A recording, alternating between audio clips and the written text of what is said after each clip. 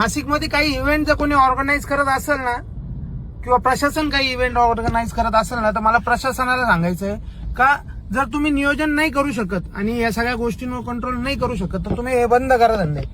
कारण का प्रत्येक वेळेस एअर शो होता, एअर शोला पण तीच प्रॉब्लेम का कुठेही कोणी पोलीस नाही, कुठेही कोणतं प्रशासन नाही, लोक येत आहे जात आहे, लोकांना त्रास होतोय, लोकांचा जीव चाललाय, काही घेण देण नाही. आम्ही फक्त सोशल मीडियावर मार्केटिंग करू, लोकांना जमा करू, लोक त्यांचं पातील, गर्दीत मरतील, कार्यक्रम पाहायला भेटला नाही भेटला काही घेणं देणं नाही.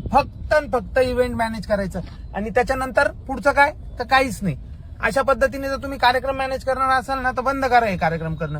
कारण का तुम्हाला कार्यक्रम करता येतो, छान एकदम उत्कृष्ट कार्यक्रम करता येतो, पण त्या छान उत्कृष्ट कार्यक्रमाच्या नादामध्ये नाशिककरांची जी छान आणि उत्कृष्ट कार्यक्रम लागतो त्याचं काय नियोजन नावाची गोष्ट आहे की नाही. इतका मोठा कार्यक्रम तुम्ही करणार आहे, इतके लोक येणार आहे, त्या लोकांच्या येण्याचा रस्ता, येण्यावर पोलिसांचा प्रतिबंध, पार्किंग जर फुल होती तर त्या ठिकाणी कोणी अवेलेबल कोणी असणं गरजेचं आहे की नाही. की फक्त कार्यक्रम घ्यायचे आणि लोकांचा कार्यक्रम लावायचा.